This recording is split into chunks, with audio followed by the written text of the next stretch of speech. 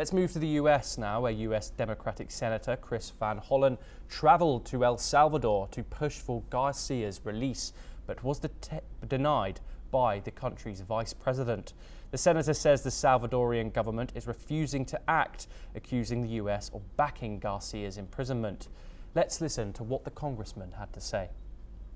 I promised them that I would do everything I could to get him out of CCOT. And I won't stop trying, and I can assure the president, the vice president, that I may be the first United States senator to visit El Salvador on this issue, but there will be more, and there will be more members of Congress. Meanwhile, the White House is standing firm, defending the deportation and repeating disputed claims that Garcia is linked to MS-13 and has a history of domestic abuse, allegations denied by his lawyer. This is what the White House stated.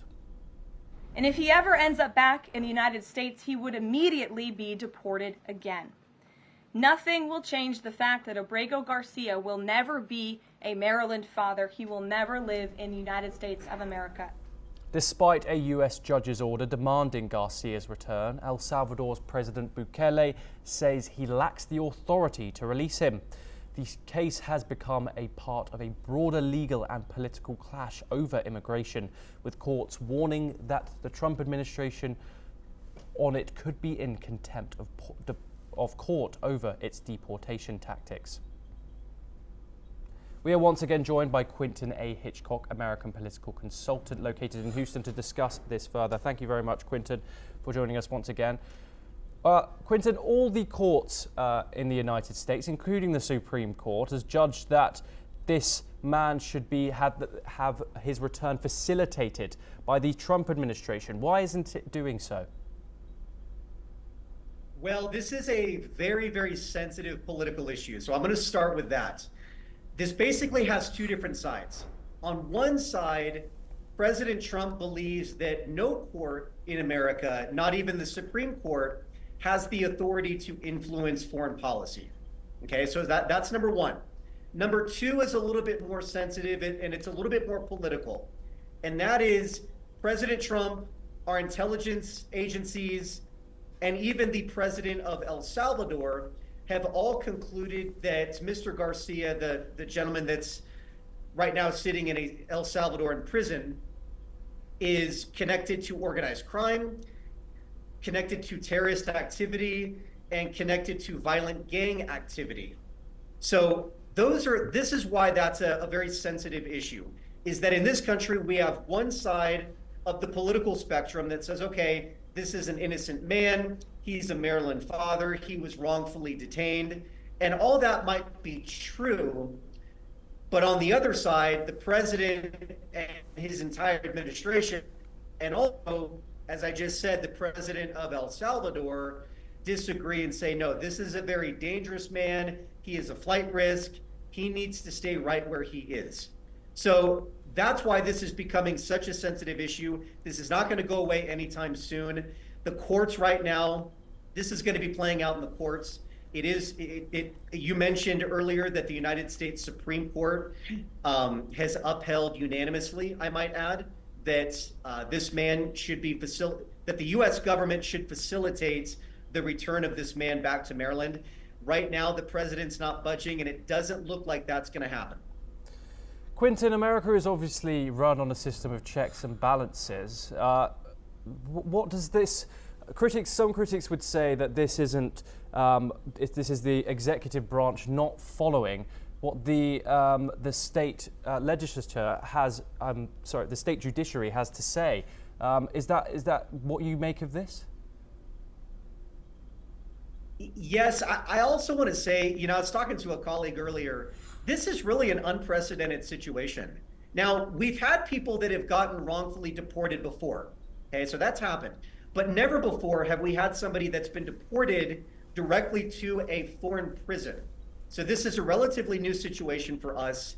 I think anybody that covers this president, for better or for worse, knows that when he is in office, anything can be very unpredictable. So this is definitely a legal battle that is not going to play out or is not going to finish rather anytime soon.